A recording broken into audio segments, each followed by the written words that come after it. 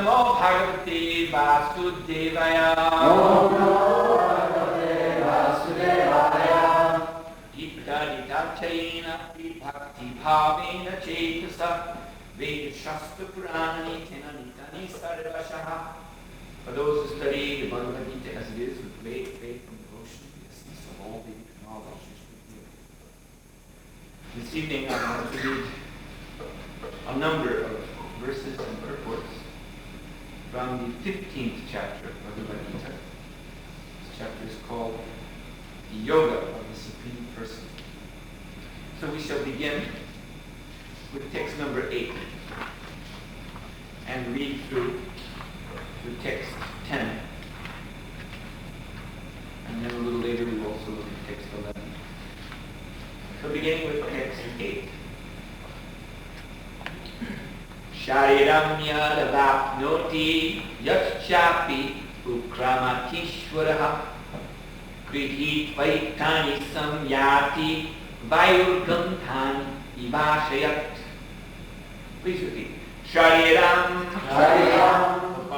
the body. Yat, as. Avapnoti, gets. Yat, as. Cha api, also. Utkramati, gives up. Ishvaraha, the Lord of the body. Grihitva, taking. Etani, all these. Samyati, goes away. Vayu, the air. Gandhan, smells. Eva, light. Ashayat, from their source. Translation and purport by His Divine Grace, A.C. Bhaktivedanta Swami, Srila Prabhupada Ki Jai. The living entity in the material world carries his different conceptions of life from one body to another, as the air carries aromas. Thus, he takes one kind of body and again quits it to take another. Purport. Here the living entity is described as Ishvara, the controller of his own body.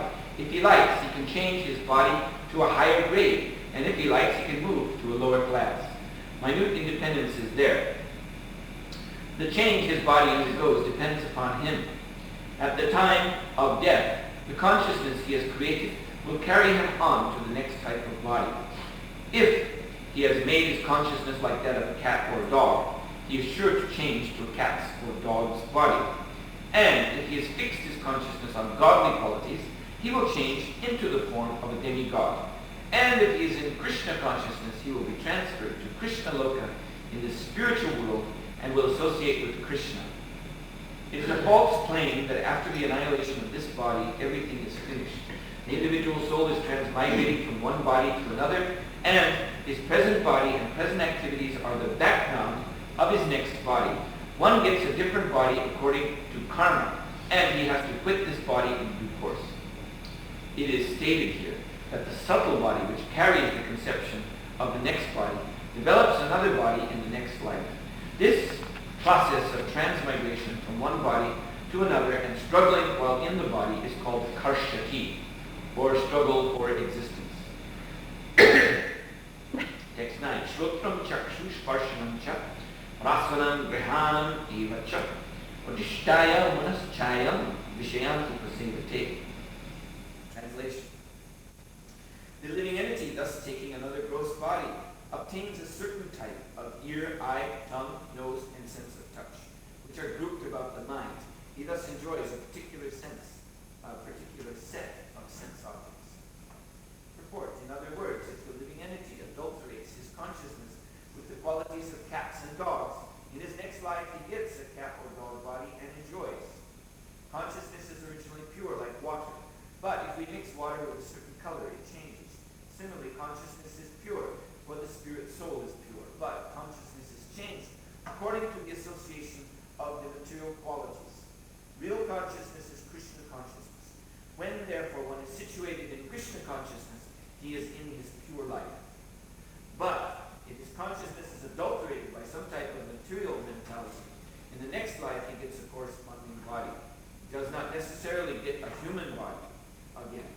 He can get the body of a cat, dog, hog, demigod, or one of many other forms, for there are 8,400,000 species. From the text 10, Utkrama tapastitam vapi gunjanam va gunanditam vimuda nana pashanti jnana chakshushaha. Translation. The foolish cannot understand how a living entity can quit his body, nor can they understand what sort of body he enjoys under the spell of the modes of nature. But one whose eyes are trained in knowledge can see all this. Purport. The word jnana-chakshusha is very significant. Without knowledge, one cannot understand how a living entity leaves his present body, nor what form of body he is going to take in his next life, nor even why he is living in a particular type of body. This requires a great amount of knowledge understood from Bhagavad Gita and similar literatures, heard from a bona fide spiritual master. One who is trained to perceive all these things is fortunate. Every living entity is quitting his body under certain circumstances. He is living under certain circumstances, and he is enjoying under certain circumstances under the spell of material nature. As a result, he is suffering different kinds of happiness and distress under the illusion of sense enjoyment. Persons who are everlastingly fooled by lust and desire lose all power to understand their change of body and their stay in a particular body. They cannot comprehend it. Those who have developed spiritual knowledge, however, can see that the spirit is different from the body and is changing its body and enjoying in different ways. A person in such knowledge can understand how the conditioned living entity is suffering in this material existence. Therefore, those who are highly developed in Krishna consciousness try their best to give this knowledge to the people in general, for their conditional life is very much troublesome. They should come out of it and be Krishna conscious and liberate themselves to transfer to the spiritual world.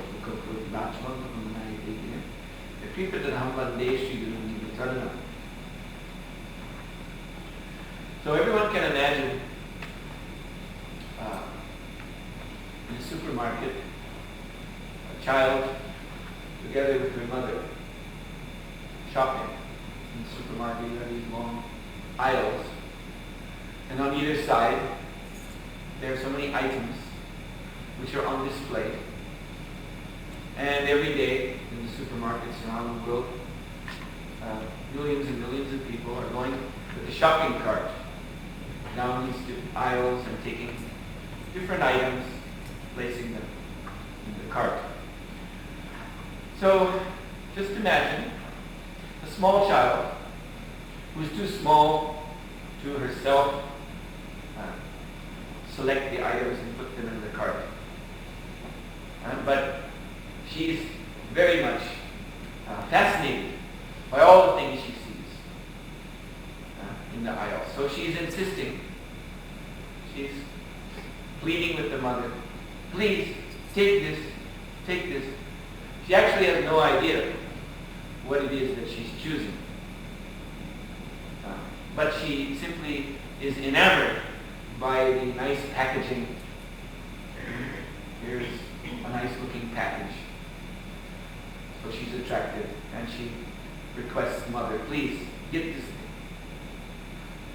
So mother, very kindly, she may select the thing that the child has chosen and place it within the shopping cart.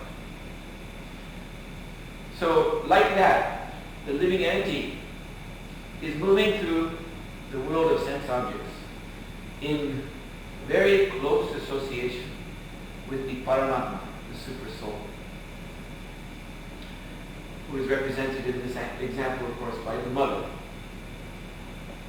And the shopping cart is the ahankara, the false ego, which is the basis of our subtle body, as mentioned in the purport of Srila Prabhupada. That in this text 8, where Lord Krishna is saying that the living entity carries his conceptions from one body to the next. The means by which these conceptions are carried is the subtle body, which in this example we're comparing to a shopping cart, which is a nice implement for carrying things. The basis of the subtle body, or the reason that we have a subtle body, the reason that we have material identities, first and foremost, because of ahankara and false ego. False ego means ahammameti, I am mine, clinging to a wrong conception of identity, material conception of identity, and then furthermore extending that wrong conception to things around me, which I claim to be my possessions. So, the jiva is like a helpless child, a living entity. Just like this helpless child. Cannot do anything on his own. In all respects, he requires the assistance of the Paramatma. Even in the basic functions of this body. The Lord, Paramatma, yes, of course, Krishna has many, many names, unlimited names. So one name of Lord Vishnu, Paramatma, Super Soul, is Prana Sharira. He who accepts the prana, the life force, the vital air, as his sharira, as his body. So it is the prana, the life force, which is the energy by which our gross and even subtle body and mind, everything is able to work. It is the prana that is supplying the energy. And the prana is moved, as is confirmed in Vedanta Sutra and Srimad Bhagavatam and so many Vedic references. The prana is moved by Paramatma, the Super Soul, in cooperation with the Atma, with the Jiva Atma, the individual soul. Just as this child is asking, Mother, I want this can of bubbly drink. They're in the refrigerator section, where the soft drinks are stored. And the child sees a very nice looking can, decorated very colorfully, and thinks, oh yes, I want to drink this drink because it looks so nice. So the child has no power to directly grasp that drink and place it in the shopping cart. The child has to ask the mother. So similarly, the jiva, in becoming attached to these conceptions, conceptions means that I think that I am the enjoyer, I am the possessor, and I am the enjoyer of the sense objects which I perceive in this body. That field, another way we can explain this shopping cart analogy, is the kshetra, the field of knowledge. The field of our knowledge in this body is defined by our false ego. Because of our false ego, we are in a particular conception of who we are, what we are, where we are, what is mine, and so on and so forth, what my powers are, what the extent of my knowledge is. All of this is defined by the ahankara. So, within our field of knowledge, we are able to perceive sense objects, and in order to acquire them, to, so to speak, possess them and enjoy them, and we depend upon the cooperation of Paramatma, Prana Sharira. If it is our karma, if it is within the, so to speak, the cards, or in the stars, because karma, some people try to understand karma by the cards, tarot cards or something, and also by stars, astrology. So if it is within our karma that we may acquire such and such desired sense object, then the Lord moves the prana by which our senses grasp that thing, and thus we think, now it is mine. And the prana also allows the senses to enjoy that thing, consume that. And thus we think, I am enjoying this thing. Now, just as in the supermarket, the mother, on the request of the child, places things in the basket, shopping cart. Then one has to pay. One has to finally go to the checkout counter and pay for these things that have been selected. So payment means simply to accept the consequences of our choice. This is what payment means. So in this human body, we are choosing, we are moving through this world in our field of knowledge, and we are selecting this and that sense object, and also rejecting other sense objects, because that is a twofold function of the mind, accepting and rejecting. And then we have to accept the consequences of that choice. And those consequences are explained here. That according to the conception of our subtle body, of our mind, in other words, according to what the mind has become accustomed to accept for enjoyment and reject as being not enjoyable, then we have to take another body. So, and in that next body, we will taste the fruit of the actions of this body. And ultimately, that is suffering. That means suffering. Yehi samsparshaja bhoga dukkha yoni. As has been explained in the 5th chapter of Bhagavad Gita by Lord Krishna, that yehi samsparshaja bhoga, very, very brilliant analysis of our business in this material world. That some sparsha means our senses.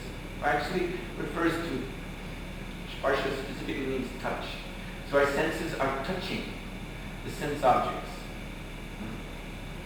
Yehi sam sparsha bhoga. And through this touching of our senses, whether it be the touching, the very subtle touching of the eyes with sense objects, like for instance when a young man looks at a beautiful woman, beautiful girl. Then although there's no gross physical contact, but by the touching of the vision with the form of that lady, there is already bhoga. Bhoga means sense gratification. So by this touching of our senses, whether slightly, subtly, or grossly, we are trying to enjoy bhoga. We think this is the purpose of our life. Sense enjoyment. But Lord Krishna says, Yehi samsparsaja bhoga. By this effort, to enjoy the objects of our senses, dukkha yonaya. Dukkha is produced. Dukkha means misery. This is what we actually get from our endeavor to enjoy. We suffer. Although initially there may be some tingling of the senses which we take to be pleasure. But that type of pleasure, Lord Krishna says, it is nectar in the beginning, but poison. Because as we enjoy the sense objects, we become attached to them. But time wears away all things. Again, the example of the young man becoming attached to the form of a beautiful young girl, first by the eyes and then by the other senses. Then he thinks he is the possessor of this woman. She is mine. And he thinks, I enjoy her. She is enjoyed by me. But then, by the force of time, this relationship cannot last. And thus he, in separation from his beloved sense object, time divides the two. He must learn. Even more fundamentally, we are attached to this body. Not to speak of the objects that this body perceives. Fundamentally, we are attached to this body. We're totally enamored by this body, and time will separate us from it. And then we must lament. So this is going on. This whole business of trying to enjoy this material world is leading us to dukkha, to suffering. So, just like that child, we said she selected a very colorful looking bubbly can of bubbly drink. And she's insisted, Mother, put this in the shopping cart. And Mother said, all right, this is what you want. And then it is paid for. It means you must accept the result. Once you pay for it, there's no changing. That's how karma works. Now the result will come. You cannot avoid it. So child gets home.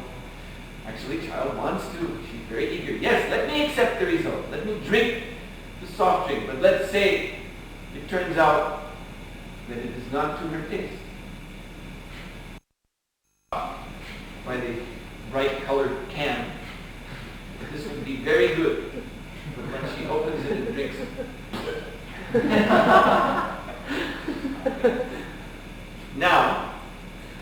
Now comes the next point here. That Lord Krishna says, a foolish living entity, he does not understand this process of the consequences of his action in this life. In this life, as Prabhupada so often said, what am I doing? I am creating my next body.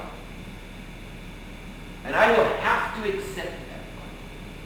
What I'm doing in this life leads me inevitably to the next body. And I will have to accept it. Now you see, in this child, everyone knows how children are when they become foolishly attached to a thing by their own choice, which later disappoints them. Then they refuse to admit that that is a consequence of their own action. The child screams and blames the mother. Mother only selected that can because the child was insisting. Buy this, put it in the shopping cart. I must have it. So later at home, when the child drinks it and finds she doesn't like it, then she's crying and accusing the mother. But she refuses to admit that this is the consequence of her own choice.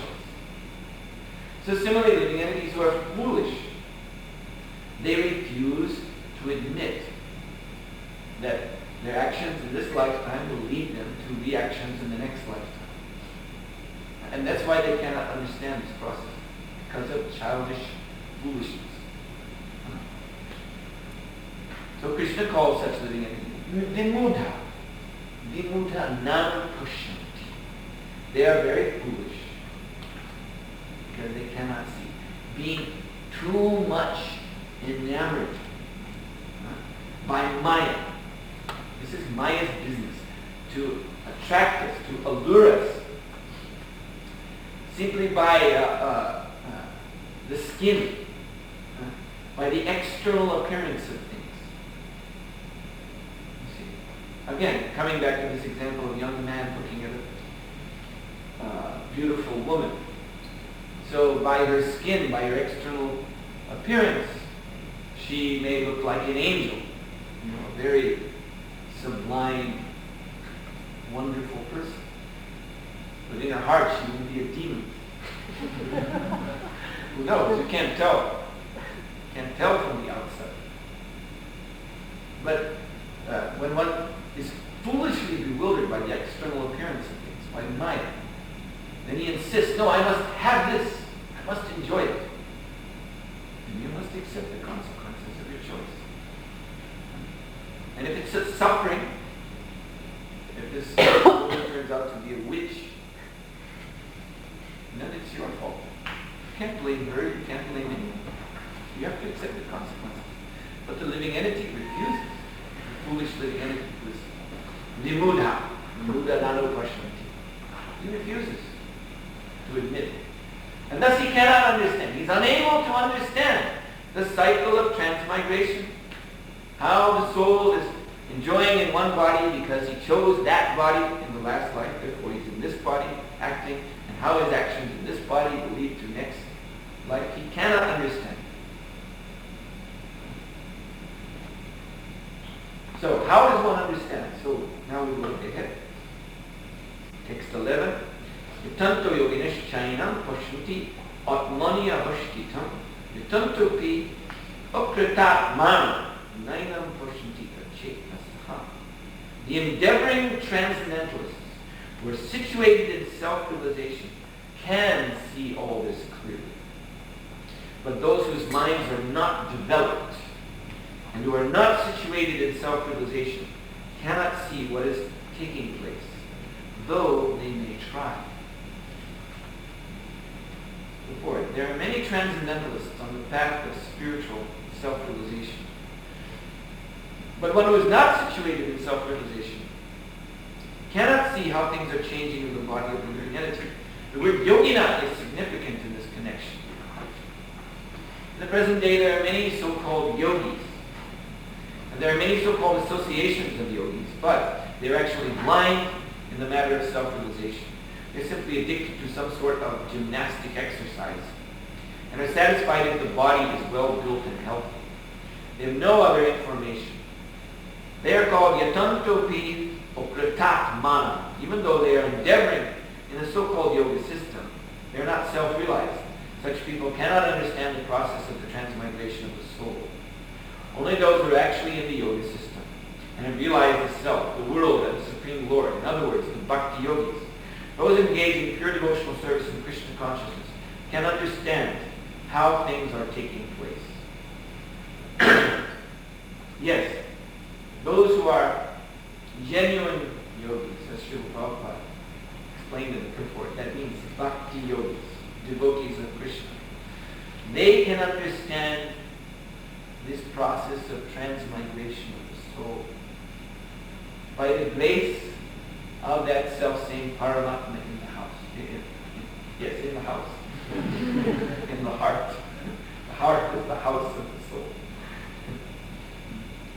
So, in text 15 of this same chapter, a few verses ahead, Lord Krishna says, Sarvashichanam Hridi Sanivishto Mataksmitim Jnanam Apurvanam. That I am dwelling in the heart of all living entities.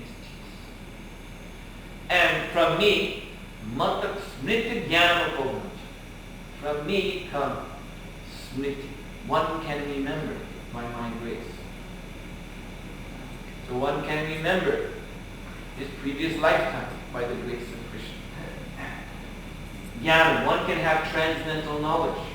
One can understand himself to be pure spirit soul and not this body by the grace of the Lord in the heart. And in the Pohana, one can forget. One can become blind, forget himself completely, and just act upon the impulses of the senses like an ass, also by the grace of Krishna, by the grace of the Lord in the heart. And that depends on the desire of the living. So one is the example of Maharaj Bharat, who was an endeavoring transcendentalist. He was endeavoring on the path of bhakti yoga. He was sincere. So he had been a king, but he renounced his kingdom and he withdrew to the forest to practice bhakti yoga, to meditate upon the Lord in ecstasy, and to serve the Lord. But it so happened that he became attached to a young deer, a baby deer. The mother deer was giving birth to the baby deer when she heard the roar of the tiger. And hearing this, she became frightened and jumped across the river just as the baby deer was coming out of her womb. So, in shock, the mother deer died. And the baby deer was just left helpless. So Maharaj Bharat, he rescued the baby deer and took care of it and became attached to it. And so much did he become attached to it that it disturbed his meditation upon Krishna. So his mind became divided between trying to serve and remember Krishna and serve and remember this deer. So he left his body thinking of the deer, unfortunately. And so we see in this account from Srimad Bhagavatam a very clear illustration of the points of these verses that we have heard. Because he was thinking of the deer at the time of death. Yam yam bhavi smaranam bhava jantam ekaleva. Whatever one thinks of at the time of death, that one attains in the next life. So that was it. The conception in his subtle body. Conception of this deer as being my possession, enjoyed by me. So he had to take birth as a deer in his next life. But because, as the Lord says, Nehavrikama nashashti pratyavaya vidyate spautamapya siddharmasya drayate mahatobhaya. That if one takes a step forward on this path of bhakti yoga, of Krishna consciousness, that will save him from the most dangerous type of fear. And because of this promise by the Lord, Maharaj Bharat in his next life as a deer did not forget Krishna. Although normally that will happen. If we have to leave this human body and take another birth, especially in the lower form of life, then we will forget. But because Maharaj Bharat had made progress on the path of devotional service, the Lord helped him from within the heart. And although he was a deer, he could understand that I have to associate with saintly persons, I have to hear from them. So he would come in his deer body to an ashram in the forest, an ashram of saintly persons, and he would stand near the edge of their assembly and listen to the Krishna Katha, to the talks of Krishna, to the talks of the Vedic knowledge. Then in his next life, after his deer body, he took birth in human form again as the son of a Brahmana. So in this life he was very, very determined. Again, by the grace of the Lord, he was now able to remember his past 2 lifetimes. So in this 3rd lifetime, as Jadbharat, he was very, very determined not to fall victim to this Maya, this external attraction, and again become attached to something material that would pull him down. He was very, very determined. In fact, he was so determined that everybody thought he was a madman. He didn't care. He would not become involved in any material activity. His father wanted to train him in the duties of a Brahmana. He refused to learn. He acted like he was a mentally retarded. He acted like he couldn't learn, like he was so foolish. So then his father finally just let him go on his own. Couldn't do anything with him. So he would wander through the world like a madman, like yes, as we say, mentally retarded person. But actually, as Maharaj Rahugana, great king, would discover, this is all described in the 5th canto, that this dumb-looking person, actually Rahugana was rebuking him, you stupid fool, because he had been engaged in carrying the palanquin of the king. And he wasn't doing it properly. Because he did not want to step on insects in the road. Because he was paying attention to not stepping on insects. That corner of the palanquin was not held very steadily. And so the king rebuked him And then Maharaj Jadbhara, he replied to Maharaj Rahugana, speaking the knowledge of self and God realization with such profundity, such clarity, such inspired knowledge was coming from his mouth that Maharaj Rahugana, he got down from his palanquin and he placed his head at Jadbhara's foot to speak. He could understand immediately, oh, this person that I thought was a fool, he's actually the wisest of sages, the wisest of devotees. I must surrender to him. So here we see how the Lord, he helps the living entity understand this process of transmigration so that the living entity can become free of it. Now the question always comes up that, well, why don't we remember? If by remembering our past lives we can learn, as Jadbharat did, learn from our mistakes and thus become serious, then why don't ordinarily we remember? Why isn't that a common thing? Why is it that we forget? We have no recollection of our previous lifetimes. So, the first point that we have to understand is that we don't remember because we want to forget. We take shelter of this apohana shakti. The Lord in the heart says, I can give you remembrance. I can give you knowledge. And I can also give you forgetfulness. So the conditioned souls, they desire forgetfulness. Why? Because they desire sense gratification. The two are inseparable. Desiring sense gratification means desiring to forget that I am a spirit soul. This process, another way of looking at it is in this light.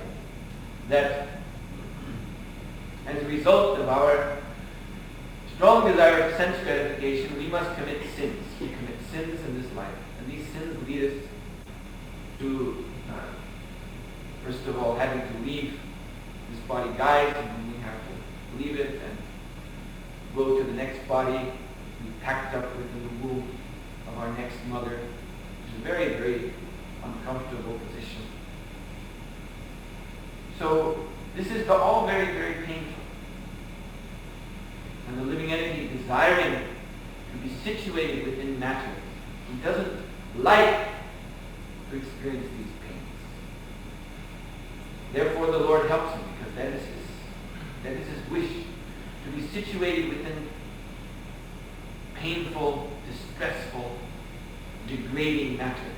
So the Lord helps him by covering his perception, covering his awareness, covering his remembrance with ignorance. Just like right now, we are situated within this body, and it is actually horrible. And we're not thinking that it's horrible. Because our perception of what it really means to be situated in this body is covered. Because we want it to be covered. Because we want to enjoy this body. Therefore, Krishna helps us, all right? If that's what you want, then you won't have to remember moment by moment that this body is nothing but a big sack full of bones and intestines and bloody tissue and stool and urine and mucus and other kinds of horrible things. You won't have to remember this moment by moment. You can look in the mirror and think, oh, don't I look so nice? But all you're looking at is a lump of flesh. Just looking at a lump of disgusting flesh. But we want to enjoy matter, so Krishna says, all right. Then be a Buddha, be a fool. Then be happy. This is what you want. Another example is that of drunkards and drug addicts. Because they suffered In the past, they tried to forget it by intoxication. That for them is happiness. To go somewhere, meet their friends, and to break out the bottles and drink. Probably you've seen these fuzzy gentlemen under the bridge.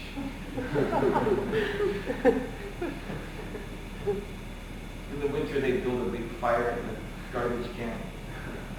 And they sit around it. And they drink. And they drink anything they can lay their hands on, even if it's aftershave lotion or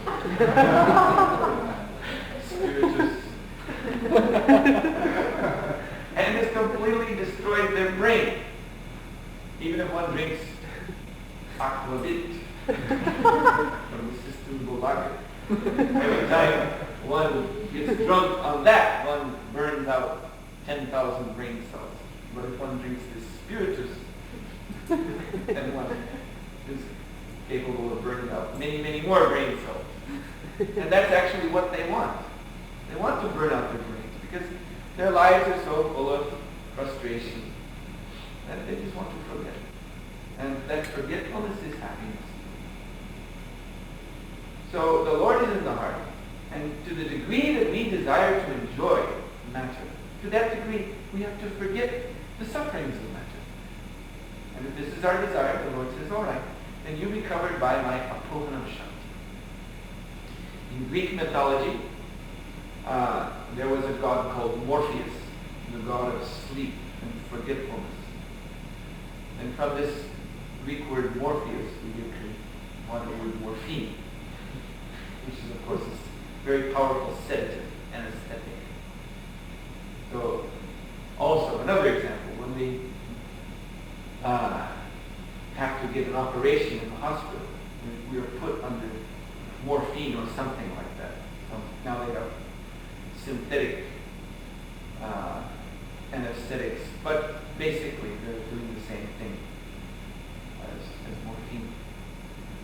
So in this way we can go through a very horrible operation, get our abdomen cut open and all the intestines taken out,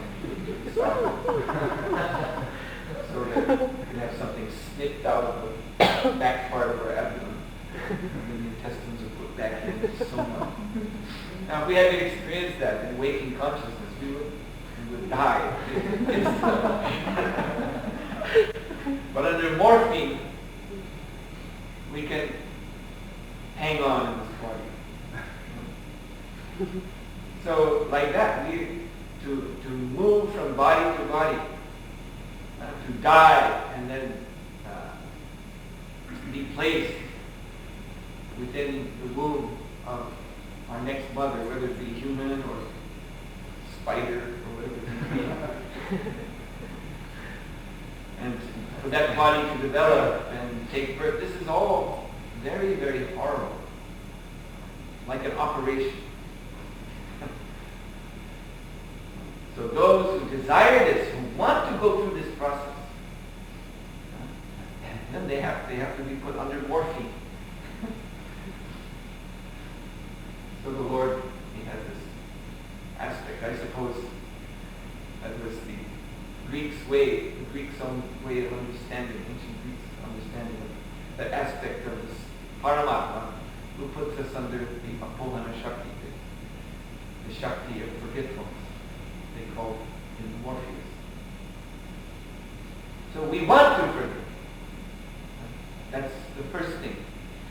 And then the next thing that we must understand in considering this question, why don't we remember, is that actually it's not a question really of remembering that makes the spirit soul serious about liberation, about leaving this material, going back home, back to God. It's not really just remembering, but it's understanding. Just like, and how do we understand? That Srila Prabhupada has explained. This requires a great amount of knowledge understood from Bhagavad Gita and similar literatures heard from a bona fide spiritual master. This is how one understands. One has to be told about the process of transmigration, explained from the transcendental vision, the transcendental point of view. One has to hear this and understand it. Then the desire to become liberated from samsara, go back home, back to God, will develop in the heart. Just by remembering that I lived before. Some people, they do remember. Either they may remember correctly or incorrectly. There are some people who have false memories of previous lifetimes, like those who take this regression therapy. By hypnosis, they may remember something in the past life, but it's been shown that this is not very reliable. Very often they just remember some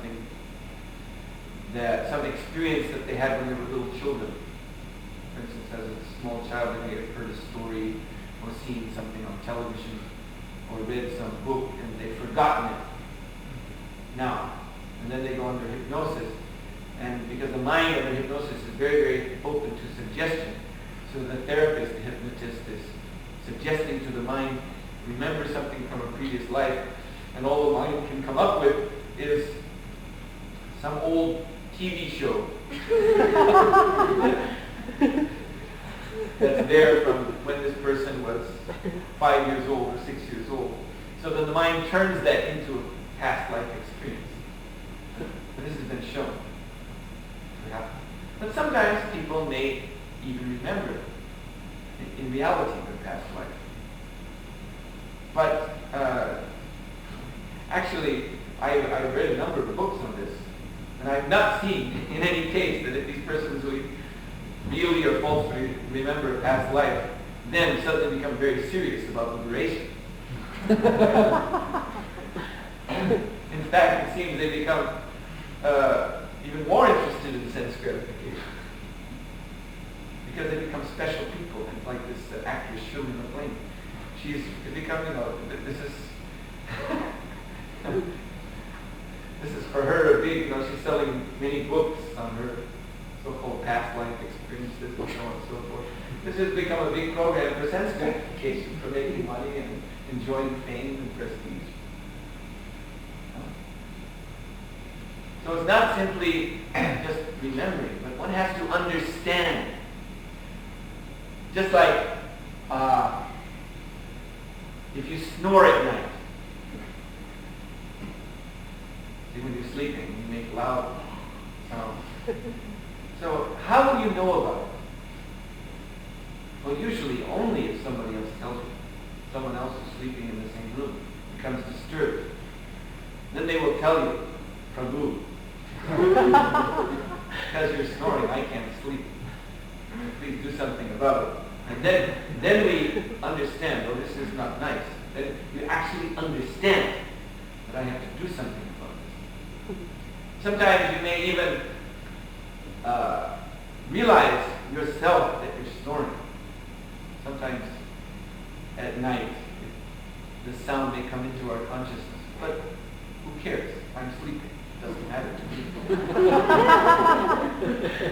It's all right as far as I'm concerned. It's only when someone else tells us this is a problem, this is not good, then we become serious. Then we think we have to do something about it. So in the same way, you see this process of transmigration, which is also happening under sleep, under the sleep of the soul.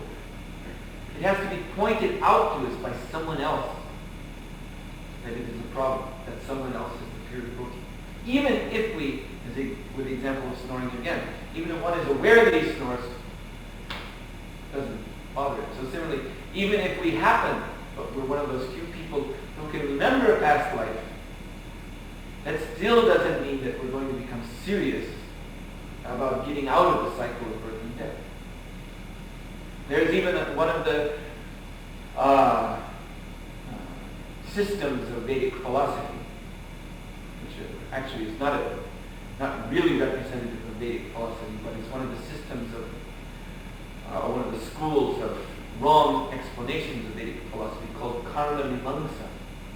So in Karma Mimamsa philosophy, the process of reincarnation, the transmigration of the soul, that's considered fine and dandy. That's very good.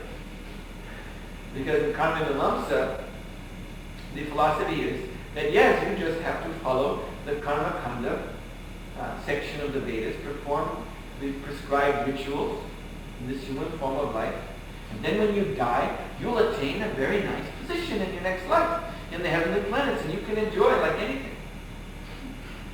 And then, although yes, you have to also die there, but you'll come back down in the rain, and because of your strict adherence to the Vedic culture, then you'll come down in the rain, and your soul will become combined with some rice grain or something. You'll be consumed by a Brahmana, and that Brahmana will impregnate his wife, and that your soul will in this way get a nice Brahmana body. And again you can perform rituals, and again you can go to heaven. And this is it, this is all there is. Just keep going up and down. Life after life after life after life, eternally. Wonderful. This is the conclusion of Karma Mimamsa philosophy. Nothing wrong with it.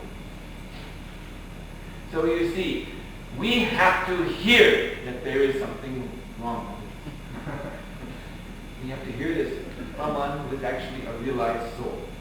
Anye tveva majananta shrutvam yeva upasate tepi chakchitrantyeva mritya shruti bhavati. When one who is a janata, one who is ignorant, who has no knowledge of his real identity and his real purpose as spirit soul, part and parcel of Krishna, when he hears Shrutvam Yeva Upasate, when he hears from the pure devotee and Upasate takes up the worship of the Supreme Lord, then he will cross over the ocean of birth and death. So this is the process of understanding,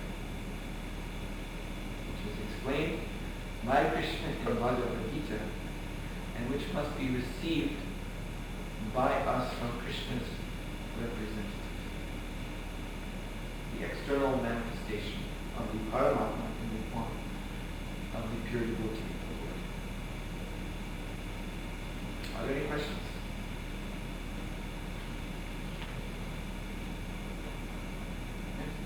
You mentioned that the soul lives in the heart.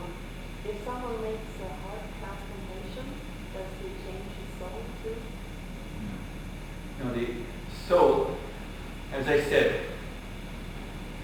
is living in the heart. Like the heart is like a house, or it's called guha. Guha refers to a cave, a place in which the soul stays. But the soul is non-material. The heart is material. The heart is a place where the soul is, but the soul is not captured by that material enclosure of the heart. Prabhupada also compared the heart to a seat. So I'm sitting on this seat. Now, someone may bring in another seat. There's a seat over there. Someone may say, change your seat. Get off this seat and sit on that one. So I'm the same person. I've just changed my seat. So similarly, the heart may be changed. That's just this physical lump that can be moved out and another one brought in. But the soul remains the same. The new heart that's brought in is, you see, as also admitted by modern science, there is one soul. Well, they don't admit this. They don't admit the existence of the soul. I mean to say, there is one soul that is giving consciousness to this whole body. But within this body, there are many other organisms, living organisms in the form, even of the cells of this body, tissues of this body. So they're also living entities. They're also soul.